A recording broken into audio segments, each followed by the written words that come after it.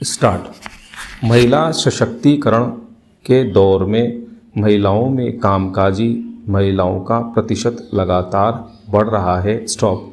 वे स्वावलंबी हो रही हैं और इससे पारिवारिक आर्थिक ढांचे में सुधार भी हो रहा है। स्टॉप। मगर इसका खामियाजा महिलाओं की सेहत को भुगतना पड़ रहा है। स्टॉप। दिल्ली, मुंबई समेत देश के 7 बड़े शहरों में किए गए एक सर्वे में चौंकाने वाले तथ्य सामने आए हैं। स्टॉप।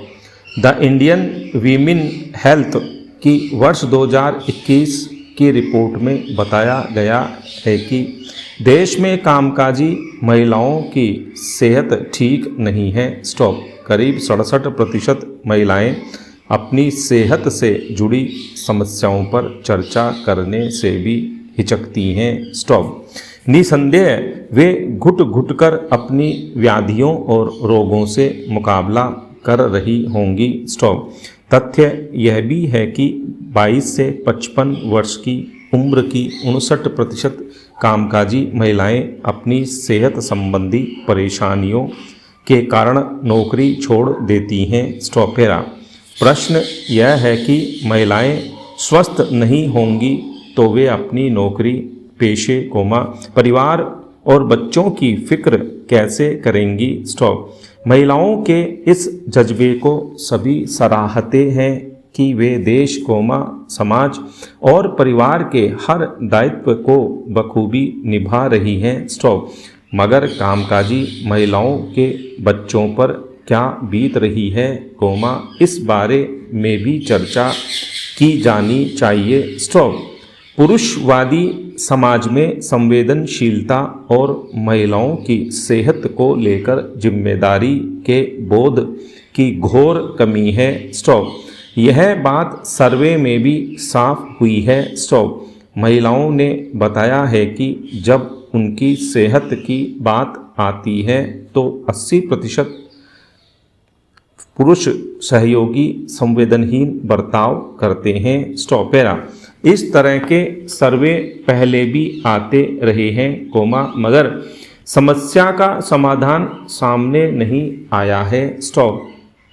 आधी आबादी की सेहत की चिंता करते हुए यह सुनिश्चित किया जाना चाहिए कि कामकाज के दौरान महिलाओं के प्रति बर्ताव में सुधार हो। स्टॉप। उनके अधिकारों को अधिक संरक्षण दिया जाना चाहिए। स्टॉप।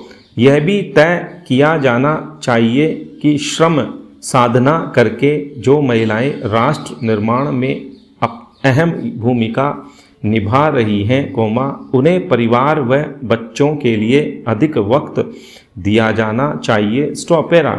इससे भी अधिक अहम चर्चा का विषय उन महिलाओं की सेहत की चिंता करना है जो गृहिणियां हैं। स्टॉप।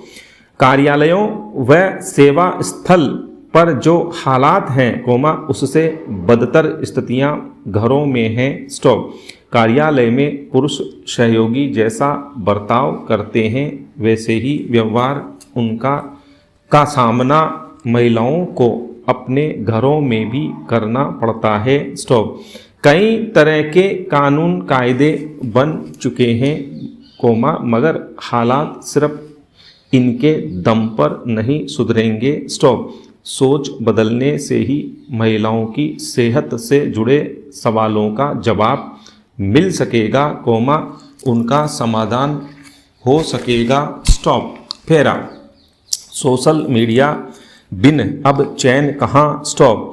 पौ फटे या हो सूरज अस्त, हम हो चुके हैं स्क्रीन परस्त। स्टॉप। दरअसल हम आदमी की खुद को जाहिर करने की और औरों की खैर खबर लेने की तलब का कोई हिसाब नहीं। स्टॉप। सोशल मीडिया का ताना बाना मनोवैज्ञानिक आधार पर इसी प्यास को तसल्ली बख्श तरीके से बुझाने को बुना गया है। स्टॉप। बच्चे, जवान, बुजुर्ग अब आपस में शिकवे नहीं कर सकते, क्योंकि नन्ही गुलगुल यूट्यूब पर ट्रिगर्ड इंसान के दर्शन कर रही है तो दादी रात ढले प्रसाद के लिए कसार बनाने की नूतन विधि सीख रही है। स्टॉप। सब लगे हैं स्टॉप। पैरा। फर्क यह आ चुका है कि गुलगुल को दादी की कहानियाँ नहीं चाहिए और दादी भी करती है अब स्क्रीन से प्यार। स्टॉप। आभासी दुनिया के लुत्फ किन कीमतों पर हैं, यह विश्लेषण का विषय है। स्टॉप। कह सकते हैं कि सोशल मीडिया आदमी की जात की तरह गुण और दोष से लबरेज है। स्टॉप। जहां कमरे में अध लेटे पति का चाय बना दो संदेश उसी घर की रसोई में तैनात पत्नी के मोबाइल पर उभर सकता है, वहीं दो परस्पर दूर देशों में रहने वाले भी उतने ही समय में संवाद स्थापित कर सकते हैं। स्टॉप। अब इस कमाल को नज़दीकियों का ढलना कहें कि दूरियों का पिघलना। स्टॉपेरा। कुछ बातें अवश्य गंभीर हैं। स्टॉप। राजनीति करने वाले किसी दल द्वारा पोषित आईटी सेल के विरोधी के लिए डॉक्टर्ड वीडियो या गढ़े गए मीम लोगों के मन मस्तिष्क पर खूब असर डाल सकते हैं, विरोधी दल के किए धरे को मटियामेट कर डालने की हद तक। स्टॉप। लोकतांत्रिक देश के लिए यह खतरनाक है क्योंकि ज़मीनी काम से ज़्यादा स्क्रीन के लिए तैयार की गई पकी अधपकी कथाओं पर यकीन अंततः देश के लिए ठीक नहीं। स्टॉप।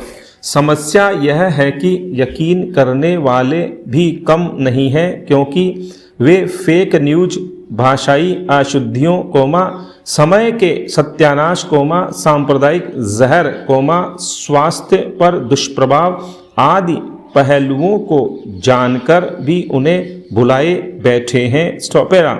यूँ सोशल मीडिया तनाव कम करने का भी माध्यम है। स्टॉप।